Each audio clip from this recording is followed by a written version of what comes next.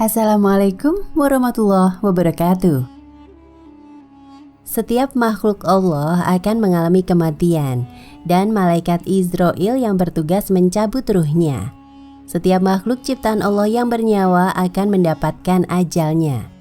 Bila kadar usia telah habis untuk menjalani kehidupan di dunia, Allah mengirimkan malaikatnya untuk mencabut ruh makhluk tersebut.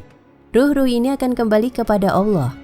Kepastian mengenai kematian telah difirmankan Allah dalam Al-Quran pada surat Ali Imran ayat 185. Pada ayat tersebut Allah berfirman, "Tiap-tiap yang berjiwa akan merasakan mati." Quran surat Ali Imran ayat 185. Malaikat yang ditugasi untuk mencabut nyawa adalah malaikat Israil atau dikenal pula sebagai malaikat maut. Israil adalah salah satu dari 10 malaikat yang nama dan tugas-tugasnya telah diketahui secara umum. Dengan mengimani keberadaan malaikat Israil, maka seorang muslim turut meyakini keberadaan malaikat maut yang bertugas mencabut ruh setiap makhluk Allah dan kepastian mengenai ajal. Malaikat maut bekerja sangat cepat dalam mengambil ruh orang yang meninggal. Ruh itu berada dalam genggaman 2 malaikat dalam sekejap, lalu membawanya ke langit. Jika ruh tersebut adalah muslim yang taat dan sholih, maka dia akan diantar dengan dibalut kain kafan dan diberikan wewangian dari surga. Tapi ada perlakuan beda dari malaikat maut saat mengambil nyawa orang yang ingkar kepada Allah Subhanahu wa Ta'ala. Malaikat Israil mencabutnya dengan cara yang penuh penderitaan. Hal ini disebabkan ingkarnya mereka dari menauhidkan Allah semasa hidupnya. Dalam Al-Quran, Allah menjelaskan bahwa malaikat maut memiliki banyak rekan di kalangan malaikat ketika mematikan para hamba Allah.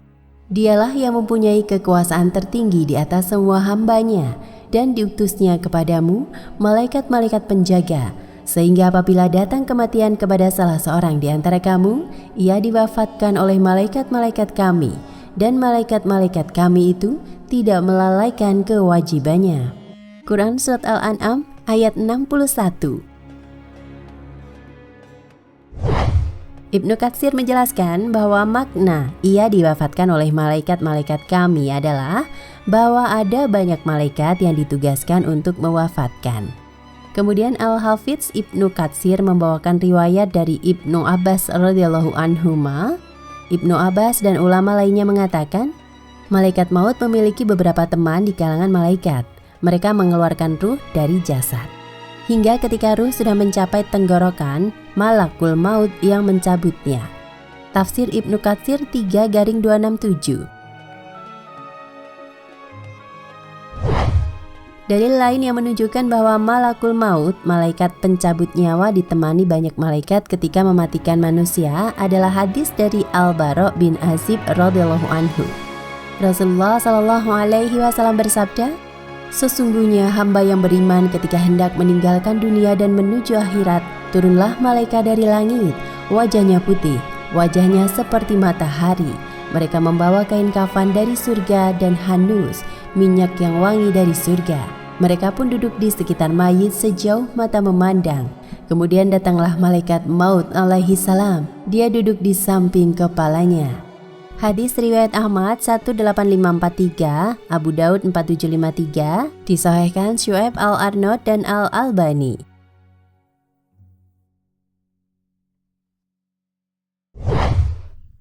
Bagaimana mereka bisa mencabut ratusan nyawa dalam satu waktu? Ada 2 pendekatan untuk menjawab tanda tanya ini. Pertama, manusia seringkali mempertanyakan hal yang gaib, yang tidak mampu dijangkau akal pikirannya. Mereka bertanya demikian karena dibenturkan dengan analoginya yang hanya bisa menjangkau kehidupan di dunia ini. Padahal jika mereka menggunakan prinsip pasrah, tentu mereka bisa menyimpulkan bahwa logika alam dunia dengan logika alam gaib itu berbeda, sehingga tidak mungkin dianalogikan. Ketika kita mendapatkan informasi dari syariat bahwa ada malaikat yang bertugas mencabut nyawa manusia, yang harus kita lakukan adalah mengimani dan meyakini dengan sepenuh hati, tanpa perlu mempertanyakan bagaimana cara malaikat itu mencabut ratusan nyawa dalam satu waktu. sementara masing-masing tentu butuh proses. Karena Allah Maha Kuasa untuk memberikan kemampuan kepada malaikatnya untuk melakukan hal itu. Inilah yang disebut prinsip taslim, pasrah terhadap dalil. Dan prinsip ini yang ditekankan para ulama masa silam. Imam Ahmad dalam Ushul Sunnah mengatakan, dalam sunnah ajaran Nabi tidak ada perbandingan, tidak boleh dibenturkan dengan perumpamaan, tidak bisa dijangkau akal dan hawa nafsu. Yang ada hanyalah mengikuti dan meninggalkan hawa nafsu. Ushul Sunnah yang dimaksud sunnah dalam keterangan Imam Ahmad di atas adalah ajaran Nabi Shallallahu Alaihi Wasallam yang tidak mampu dijangkau logika manusia.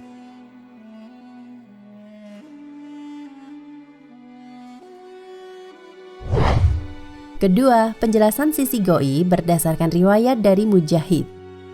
Al-Qurtubi dalam tafsirnya mengatakan, diriwayatkan dari Mujahid bahwa dunia di hadapan malakul maut layaknya sebuah piring di hadapan seorang manusia. Dia bisa mengambil sesuai yang dia kehendaki.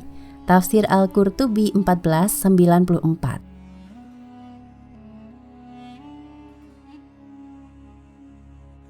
Nah pemirsa Ensiklopedia Al-Fatih, sampai di sini perjumpaan kita kali ini. Semoga menginspirasi.